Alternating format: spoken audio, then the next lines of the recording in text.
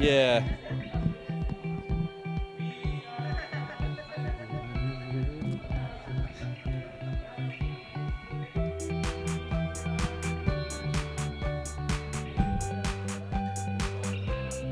Oh, look at that. Except y'all always put it super high, and I'm not that tall. Super high. Super, yeah. Cool. I don't see my husband. I can't start without him in here. All right, ready? Makers Camp is happening this year. Woohoo! As Mark says, we do it every year, but we've only done it twice in the last 4 years, I think. So, yes, Makers Camp. Next slide. It is going to be June 7th through 9th, so we're changing things up this year. It's only going to be 3 days instead of 4. It's going to be early June instead of late June, and it's going to be 9 to 12 instead of 8:30 to 12. So, also, we love the 3-year-olds, but it's going to be for ages 4 to 10 and not age 3 to 12. So we're scaling it down a bit just so that we can all have our energy at the end of the day. So Makers Camp, next slide, please. This is from the first year, and you probably already saw it, but we're going to watch it again because it's only one minute. Look how little the babies were. This is from 2019. Yeah, you're going to have to click it. For those of you, oh, that's okay then. Just imagine. Where's Colleen? Let's imagine it. Oh, that's okay. It was a video of all the kids having fun doing their Makers Camp things. So the purpose of Makers Camp that we're going to be doing is basically to help young children discover ways that they can express their creativity beyond their days at camp. So how it works is there's an adult teacher who leads some kind of workshop, showing them some kind of skill, any kind of art form. When I did it the first year, I did language and reading, so I taught them writing poetry and how to write a story and things like that. Biblical concepts are not the focus. They're at the beginning. Welcome. We do talk about God, and the camp song was "We Are God's Masterpiece," but it's not the focus of the entire camp. So it's not Bible camp. It's not summer Bible, VBS, Vacation Bible School. It's not that. This is Makers Camp. The express purpose is creativity. Next slide, please. I already said that. Oh, the cool thing is the final night of camp, at the very end, we have a showcase where we invite family, friends. Kids can invite their grandparents, their aunts and uncles to come and see what they've created. So we have all the art displayed and everything is displayed. The last 2 times there were games involved that kids created a game so they can play the games that they were created. Everyone is invited to that, not just the parents of the kids who come. And you get to hear the song and do the movements that the kids have learned the entire time. Next one, please. All right, so we need volunteers. So far we have no one because we haven't asked for anyone yet. But we need the welcome leaders, which I think are going to be Colleen and Hannah. We need teachers. If you have any kind of skill that you think I could teach this to kids in 1 hour, then you are invited to be a teacher at Makers Camp. You do not need to teach all 3 days. You only need to be available 1 day. If you're available all 3 days and you have these several projects or an ongoing project, that is absolutely welcome, but we wanted to make it easier for people to volunteer.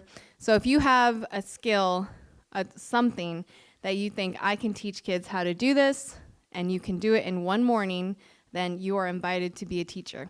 If you don't have a skill to teach, you have the skill but you don't want to teach it, you are invited to be a teacher assistant. Oftentimes these are the people helping the teacher get the materials, wrangle the kids in, keep them focused.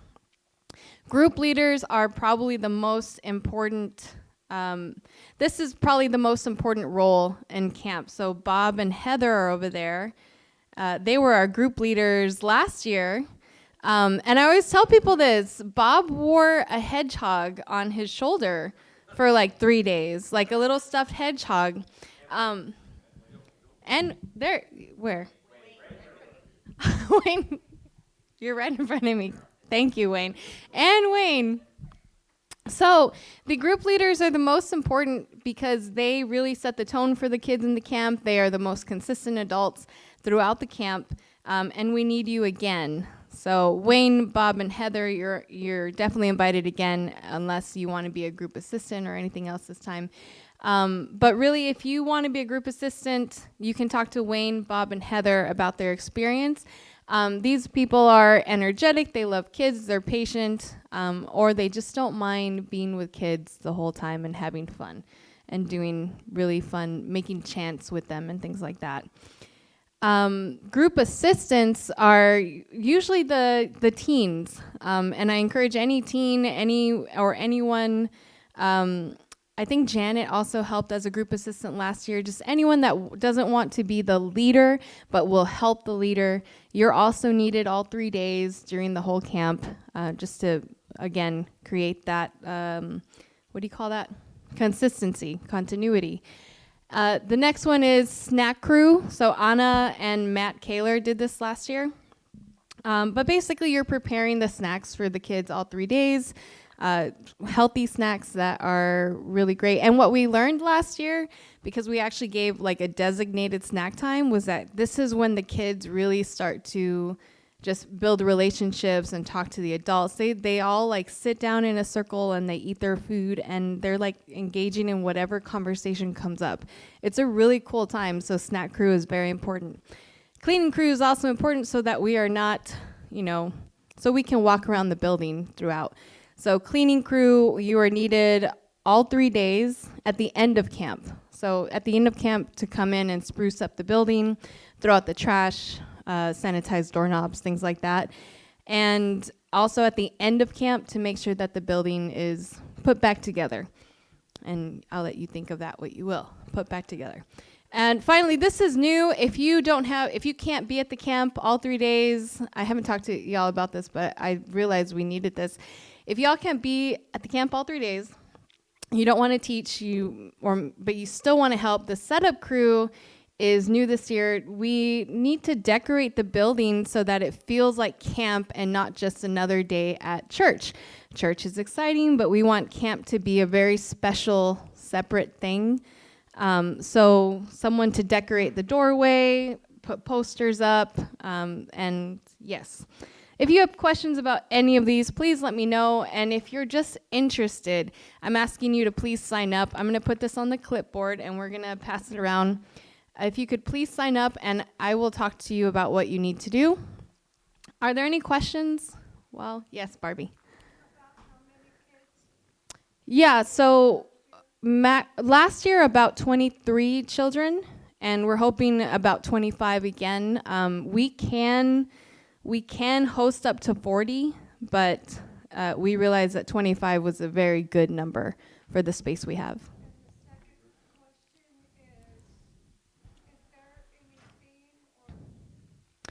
Right. There's no theme yet, so setup crew is part of creating that theme. I don't have it. I haven't thought of it. And Wayne asked how many groups. I think we are aiming for 3 again. But we are going to collect. We're going to collect. I'm asking for at least 4 people to sign up to be group leaders and group helpers. That way, what happened last year, people have to back out and things like that. Any other questions? Okay, next slide. Michael, sorry. Michael is distracted by Ron. Talked about art night, and it's the last slide. It's the box. So this is the famous box maze right there. Where's Jake? Jake usually runs this. This is like, we could call this box maze camp because this is like the most consistent thing. Kids love it. Every year, all 2 years that we've done this. But if you have questions, please let me know. We would love for you to get involved in any capacity. That's all. It's going to be really exciting. That's it. Thank you.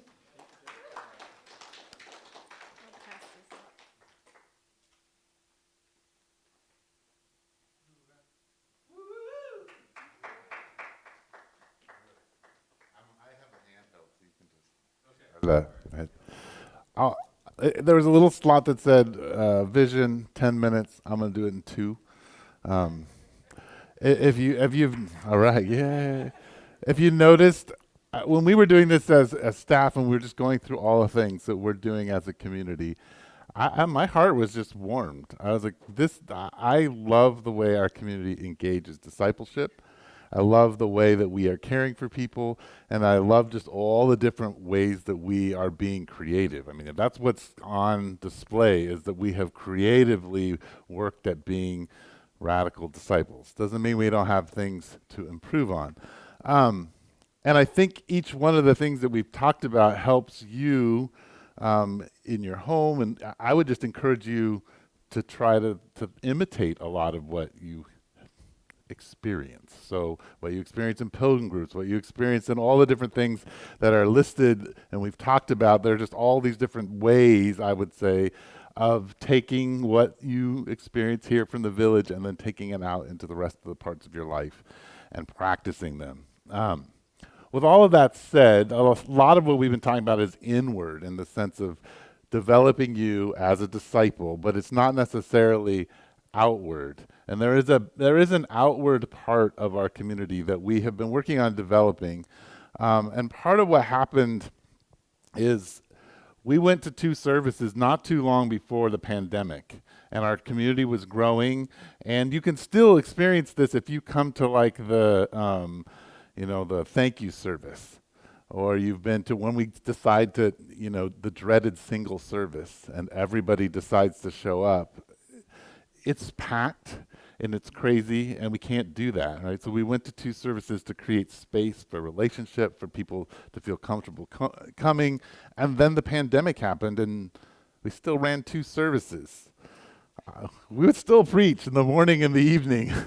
Part of it was to keep that consistency going. Part of it, some people really needed still to have the streaming. They wanted to have the live experience. We were willing to offer that. But all that to say, it has taken really another 2 years after the pandemic and after we started gathering to even develop sort of a sense of community and what is our calling and how do we reach out and how do we reconnect with one another and how do we even talk to each other because we haven't seen each other face to face. It's been a process. So all that to say, I think in the last 6 months or so, we have been really trying to push towards, okay, we do need to look outward and we need to begin to step back into some of the mission and to our neighborhoods and to that kind of thing. And so if you were at the last drumming circle, we talked about this idea of the monastic front porch, and really all it is monastic means a certain set of practices that you're going to do on a regular basis. So practicing being on the front porch of your neighborhood, of your house in your neighborhood, this idea that you're going to be visible and available. That's really what we were wanting. Visible, available, and consistent are some of the things we wanted to be doing. And so we've started doing that and developing different things. And so the rest of today is for you to hear about some of the things that have been happening that have just kind of bubbled up naturally, some of the things we've been doing intentionally, and then an invitation to you, if you're not engaged in some way in one of these things, to get engaged in one way or another. And so there's a couple ways for you to get engaged that I want you to think about as you listen to people. Number one, maybe you want to be the forefront person, somebody who's leading something in a neighborhood or in a ministry in the community. That's awesome. If you're not already doing that, we want to get behind you, encourage you, and make it something that's happening and point it out and say, this is what's happening. People can join that. Or maybe you're like, yeah, I don't want to be the point person, but I want to come alongside someone, or I want to be part of prayer in that person's ministry or in my neighborhood. We want to connect you to that. But we really want our whole community, so all of you here plus the other, I would say, 70, 80 people who aren't here, to plug into either being a point, like a leader in an activity in a neighborhood or in a part of the Tucson community, or someone who's coming alongside, or someone who's praying. But we want to build teams, and we want to see them kind of develop naturally. So I want you to hear some that are already happening and what God is doing in those. And then what we're going to do is spend some time praying with each other and trying to connect you to people if you're not connected already. So with that said, I want Mark Crawford and Ashley Kuzno and Corey Gilchrist are going to come on up here, or we can come one at a time. What do you want to do? One at a time?